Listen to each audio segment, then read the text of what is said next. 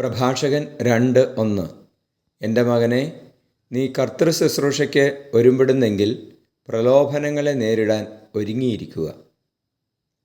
പരിശുദ്ധ പരമദിവ്യകാരുണീശോയ്ക്ക് നേരവും ആരാധനയും സ്തുതിയും പുകഴ്ചയും ഉണ്ടായിരിക്കട്ടെ. ഹല്ലേലൂയ. ഈശോയെ നന്ദി.